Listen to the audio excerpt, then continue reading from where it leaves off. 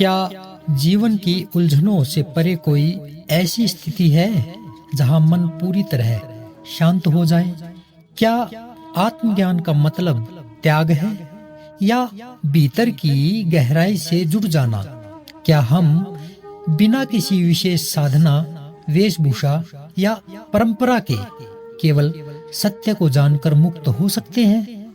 अष्टावक्र गीता एक ऐसा दिव्य संवाद जहां शब्द नहीं बल्कि मौन बोलता है, जहां गुरु अष्टावक्र जी राजा जनक को आत्मा के रहस्य में ले जाते हैं, बिल्कुल सीधे, सरल और सटीक वचनों के माध्यम से।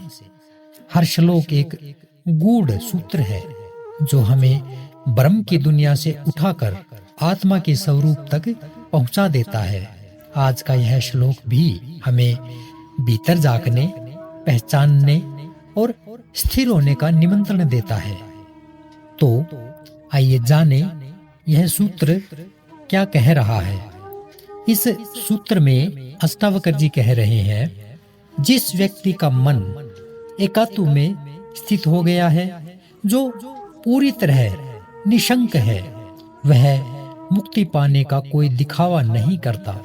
वह जो कुछ देखता है, सुनता है, छूता है, सूंघता है और खाता है, उन सभी कार्यों को सहज भाव से करता है और उसी में प्रसन्न रहता है। क्या कहना चाहते हैं अष्टावक्र जी इस सूत्र के माध्यम से? आइए जाने।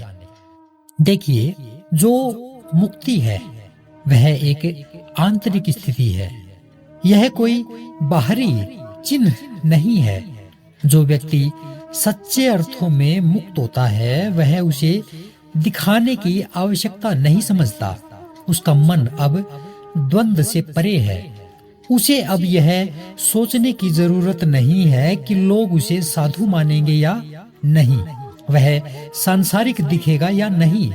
उसका ध्यान इस बात पर नहीं होता कि वह बाहर से कैसा प्रतीत हो रहा है, क्योंकि भीतर का अनुभव इतना पूर्ण और शांत होता है कि बाहरी प्रदर्शन का कोई अर्थ नहीं बचता। यहाँ पर यह कहा गया है कि वह व्यक्ति निशंक होता है, यानी अब उसे किसी भय और संदेह, भविष्य की चिंता ही नहीं है। उसका मन स्थिर है, स्पष्ट है और पूरी तरह से वर्तमान में स्थित है। इस स्थिरता के कारण ही वह अब जीवन में सभी कार्यों को सहजता और स्थिरता से करता है। उसका देखना, उसका सुनना, उसका छूना, सूंघना और खाना, इन सब में वह पूरी तरह उपस्थित रहता है, होश में रहता है, लेकिन इनसे कभी भी वह बंधा हुआ नहीं रहता। यह जीवन की पूर्ण स्वतंत्रता है, जहां आप सभी इंद्रियों का प्रयोग करते हुए भी उन पर निर्भर नहीं होते, जहां आप अनुभव तो करते हैं लेकिन उनमें फंसते नहीं, जहां आप भोगते हैं लेकिन बंधते नहीं। यह अवस्था तभी आती है जब भीतर मैं का भ्रम मिट जाता है और व्यक्ति को यह बोध हो जाता है कि सब कुछ एक ही सत्ता का विस्तार है।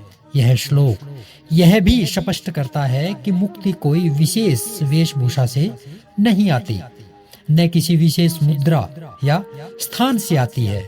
मुक्ति आंतरिक समझ और अनुभव से आती है।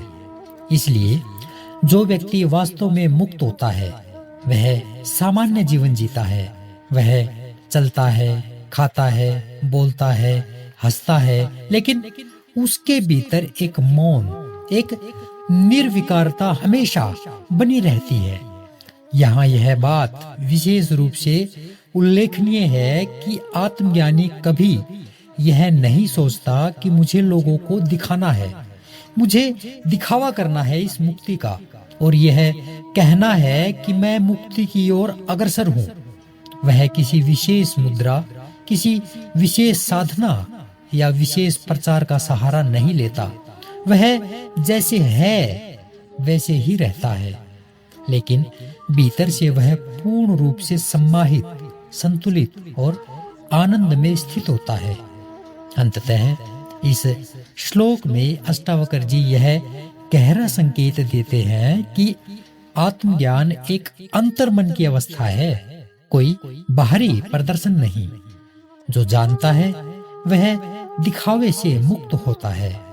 उसका जीवन सामान्य लगता है, लेकिन उसमें असामान्य शांति और सहजता होती है। यह ज्ञान हमें सिखाता है कि मुक्ति कहीं बाहर नहीं, हमारे ही भीतर उपलब्ध है।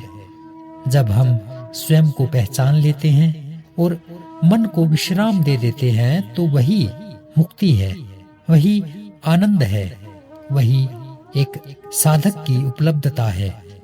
तो कल फिर मिलेंगे एक और नए सूत्र में। तब तक के लिए नमस्कार।